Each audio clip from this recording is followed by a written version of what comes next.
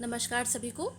आज सेल का एक बेसिक इंट्रोडक्शन देखेंगे हम कि सेल एक्चुअली क्या होता है, किस टाइप के होते हैं, ये होते क्यों हैं, ये सब चीज़ें हम समझेंगे। आपको ये पता है कि हमारी बॉडी जो है वो कई पार्ट्स की बनी होती है और हर पार्ट को जब हम बहुत जूम इन करके देखेंगे तो हमें उसका नींव पे जाके पता चलेगा कि हमारी जो बॉडी है, हमारे जो ऑर्गन्स हैं, वो सब के सब एक बहुत छोटी छोटी सेल्स से बना हुआ है।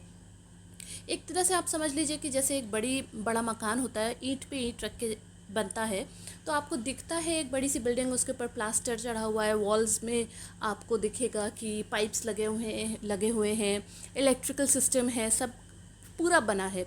आपको एक वॉल पूरी बनी बनाई अच्छे से प्लास्टर और पेंटेड दिखेगी, बट जब आप उसको पेंट को रब करेंगे, फिर प्लास्टर को हटाएंगे, फिर उसके अंदर जो भी पाइप्स वगैरह और ये सब चीज़ें और सरिया वगैरह जो लगी होती है, उनको जब हटा के आप देखेंगे तो आपको दिखाई देगा कि ईंटें रखी हुई हैं। तो एक तरह से ईंट जैसे एक दीवार को बिल्ड करने के लिए यूज़ की जाती है। It is a building block of a building, it is a block which is use to build a building. इसी तरह से cell is the unit, cell is that, cell को आप ये कह सकते हैं ये वो ईंट है जिससे हमारा शरीर बनता है। इस सेल रिप्रोडक्शन से हमारा शरीर बनता चला जाता है। इनिशियली एक सिंगल सेल से और उसके डिवीजन से हमारी बॉडी बढ़ती चली जाती है, ठीक है। तो ये कुल मिला के हम इसे ऐसा कह सकते हैं कि ये एक स्ट्रक्चरल यूनिट है, हमारी बॉडी का ये स्ट्रक्चरल यूनिट है, ठीक है। और स्ट्रक्चरल तो है ही, इसके साथ ही हमारी फंक्शनल यूनिट भी है, यानी कि हर एक सेल का कोई ना कोई फंक्शन तय है, इसको कुछ ना कुछ काम करना है, ठीक है। इसके चलते ही हमारी बॉडी का स्ट्रक्चर बनता है, सेल्स के थ्रू ही हमारी बॉडी फंक्शन करती है। तो ये दो बातें आपको बहुत अच्छे से याद कर लेनी है कि cell is the basic structural and functional unit of the body. I will repeat, cell is the structural and functional unit of the body. यही इसकी डेफिनेशन है। सेल क्या है? ये हमारी बॉडी का स्ट्रक्चरल यूनिट है, फंक्शनल यूनिट है। इसके बेसिस पे ही हमारी बॉडी डेवलप होती है, इसके बेसिस पे ही हमारी बॉडी काम करती है। एक नॉर्मल सेल का डायग्राम मैं आपको दिखा दे रही हूँ। ये एक नॉर्मल सेल का डायग्राम है, ठीक है। आपको इसमें दिख रहे होंगे endoplasmic reticulum, nucleus, chromatin fibres, Golgi apparatus, cilia, बहुत सारे इसके पार्ट्स होते हैं। इन पार्ट्स को हम कहते हैं ऑर्गेनेलीज। बहुत सिंपली इसको समझिए, जैसे हमारी बॉडी के डिफरेंट ऑर्गन्स होते हैं, जैसे हमारे आँख, नाक, कान हैं, लेग्स, अलग अलग ऑर्गन्स हैं, लंग्स हैं, लिवर्स हैं। इसी तरह से उनको हम ऑर्गन्स कहते हैं और हर ऑर्गन का एक स्पेसिफिक वर्क है। उसी तरह से सेल के अंदर जो पार्ट्स पाए जाते हैं उनको ऑर्गन ना कह के ऑर्गेनेलीज कहते हैं, उनको ऑर्गन के बदले ऑर्गेनेलीज कहते हैं। और इनका हर एक ऑर्गेनेली का कुछ ना कुछ काम सेट है, इनको कुछ ना कुछ काम करना होता है। Every particular organelle has a different type of work और ये इनका फंक्शन सेट है, इसीलिए इसको कहते हैं कि ये हमारी बॉडी का फंक्शनल यूनिट है। ऑलराइट, आई गेस ये बेसिक डेफिनेशन आपको क्लियर होगी कि cell is the structural and functional unit of our body. अब सेल कितनी होती है, किस एक ऑर्गेनिज्म में कितनी सेल्स हो सकती हैं? ये बहुत ज़्यादा हैं, राइट। और ये बिल्कुल वन भी हो सकती हैं, यानी कि एक ऑर्गेनिज्म एक सिंगल सेल का भी बन सकता है, राइट। और एक ऑर्गेनिज्म मल्टी सेल्यूलर भी हो सकता है। तो ये दो टाइप हो गए कि एक बॉडी में कितने सेल्स हो सकते हैं। तो मिनिमम एक बॉडी को के अंदर एक सेल हो सकता है, राइट। उसको हम क्या कहेंगे? यूनिसेल्यूलर। ऐसे ऑर्गेनिजम्स, ऐसी लिविंग थिंग्स जिनके अंदर एक ही सेल है, जो एक ही सेल से बने हैं, उनको हम क्या कहेंगे? Unicellular organisms. Why? Because uni word means one, right. Uni means one. तो यूनिसेल्यूलर ऑर्गेनिजम्स मतलब वो ऑर्गेनिजम्स जो किसी एक ही सेल से बने हैं। इसका एग्जाम्पल क्या है?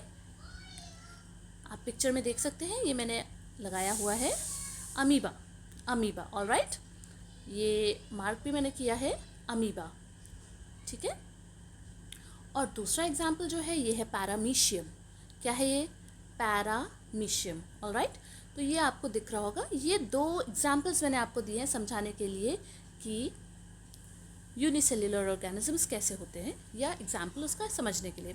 अब इसके बाद आते हैं मल्टी सेल्युलर ऑर्गेनिजम्स। तो मल्टी सेल्युलर ऑर्गेनिज्म बाकी वो सभी ऑर्गेनिजम्स हैं, वो एनिमल्स हैं, प्लांट्स हैं, जो करोड़ों करोड़ों सेल्स से बने हुए हैं, राइट। अगर एक अंदाज़ा लेने के लिए बोले कि कितने तरह तरह के कितने नंबर ऑफ़ सेल्स होते हैं, तो जस्ट आपको समझाने के लिए मैं बता सकती हूँ कि 200 अलग अलग तरह के सेल्स होते हैं। Around 200 different types of cells are there, right. अगर पूरी ह्यूमन बॉडी की बात करें तो 37 ट्रिलियन बॉडी में सेल्स हो सकती हैं। कितनी? 37 ट्रिलियन। अकेले ब्रेन के कॉर्टेक्स में 100 बिलियन नर्व सेल्स होती हैं, और आरबीसीज करीब 25 ट्रिलियन के आसपास होती है। सो ये बहुत मैसिव नंबर है, राइट। सो इसको हम सिर्फ इस तरह से समझ सकते हैं कि ये यूनिसेल्युलर होते हैं या तो मल्टी सेल्युलर होते हैं। आई गेस यहाँ तक हम क्लियर होंगे। ऑलराइट, सो अब सबसे छोटा कौन सा होता है, सबसे बड़ा कौन सा होता है, सबसे लार्जेस्ट कौन सा होता है, सबसे लंबा कौन सा होता है, राइट। तो स्मॉलेस्ट, जो सबसे छोटा सेल बायोलॉजी की हिस्ट्री में, जो वर्ल्ड की लिविंग ऑर्गेनिजम्स की हिस्ट्री में पाया जाता है, वो है माइकोप्लाज्मा, राइट, माइकोप्लाज्मा। और आरबीसी भी, जो हमारा रेड ब्लड सेल होता है, वो भी स्मॉलेस्ट की ही कैटेगरी में आता है। ओके, लॉन्गेस्ट नर्व सेल, यानी कि सबसे लंबा जो लॉन्गेस्ट सेल होता है, वो कौन सा होता है? Nerve cells. नाम नर्व से ही आपको पता चल रहा है कि हमारा नर्वस सिस्टम इस तरह की सेल से बना होता है।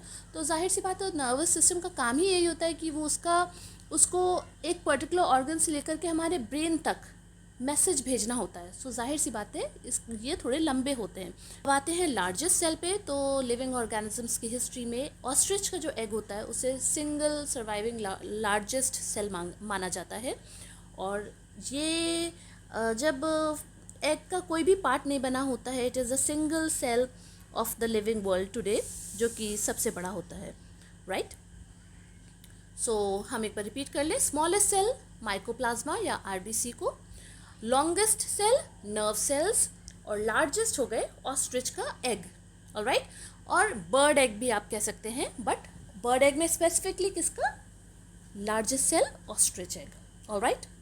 नेक्स्ट, शेप्स क्या होते हैं हमारे सेल्स के? तो बाइकॉन्केव हो सकते हैं ये। बाइकॉन्केव मतलब कॉन्वेक्स होता है जो एक तरफ से उठा हो, बाय मीन्स दोनों तरफ से, राइट। तो बाय मीन्स दोनों तरफ से, तो ये सेल जो हुआ ये दोनों तरफ से, सेंटर से थोड़ा सा पिचका होगा, जैसे कि आरबीसी होता है जिसको गोल गोल बीच से छोटा सा दबाव होगा, राइट। ये अमीबॉइड भी हो सकते हैं, या स्पेलिंग थोड़ा सा गड़बड़ है, मैं इसको करेक्ट कर देती हूँ।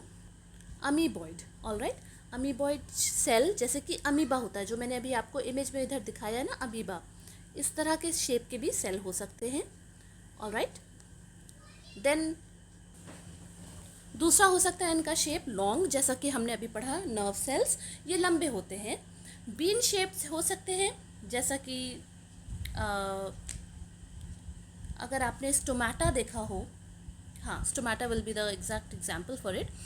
स्टोमेटल पोर्स जो होते हैं, जो पत्तियों में होते हैं, ये बीन शेप्ड होते हैं, ऑलराइट। तो ये भी एक तरह का शेप है। अब एक बहुत इंपॉर्टेंट वर्ड आपने सुना होगा, prokaryotic and eukaryotic, right.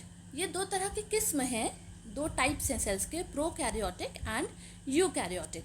So basically prokaryotic और यूकैरियोटिक क्या होते हैं, आपको मैं ये इमेज अभी दिखाई थी सेल का, इसी से हम समझते हैं। देखिए, आप देख रहे हैं कि ये सेल है, इसके इर्द गिर्द आपको वॉल दिख रही होगी, ये, राइट। ये वॉल दिख रही है आपको, जिसे सेल मेम्ब्रेन कहते हैं। देन आपको इस सेंटर में एक ये न्यूक्लियस दिख रहा है। आपको इस न्यूक्लियस की वॉल भी बहुत अच्छे से दिख रही होगी। अगर आप ये मार्किंग देखें, दिख रहा होगा कि ये एक कायदे से एक कोई बॉल टाइप का स्ट्रक्चर है, और इसकी वॉल है, एक प्रॉपर इसका एक मेम्ब्रेन है जो इसको कवर किए हुए, अंदर कुछ आपको लिक्विड प्लाज्मा टाइप की चीज़ें दिख रही हैं। देन आपको ये, अगर ये रेड वाला शेप देखें तो देखिए इसकी भी आपको वॉल प्रॉपरली दिखेगी, राइट। ये देखिए इसकी वॉल्स आपको दिख रही हैं, यानी कि ये जो ऑर्गन्स हैं, इसको मैं इरेज कर दूँ, ये जो ऑर्गेनेलीज हैं ये प्रॉपरली मेम्ब्रेन से बने हुए हैं, इनके इर्द गिर्द एक मेम्ब्रेन है और अंदर कुछ कंटेंट है, राइट, ठीक है। तो ऐसे जो सेल्स होते हैं, जिनके आसपास आपको प्रॉपरली एक बाउंड्री दिखेगी, सारे ऑर्गेनेलीज का एक स्ट्रक्चर वेल डिफाइंड दिखेगा, न्यूक्लियस एक स्ट्रक्चर्ड वेल डिफाइंड न्यूक्लियस दिखेगा, उसकी वॉल दिखेगी, उनको कहते हैं हम यूकैरियोटिक। उनको कहते हैं हम यूकैरियोटिक, राइट। और ऐसी सेल्स जिनका कोई वेल डिफाइंड न्यूक्लियस नहीं होता है, वेल डिफाइंड ऑर्गेनेलीज नहीं होते हैं, उनके प्रॉपर वॉल्स नहीं होते हैं, उनको हम कहते हैं prokaryotic, right. Prokaryotic means they lack a true nucleus and membrane bound organelles. इनके जो ऑर्गेनेलीज होते हैं उनके इर्द गिर्द मेम्ब्रेन नहीं होती है, ये एक तरह से आप सोच लीजिए कि खुले होते हैं, राइट।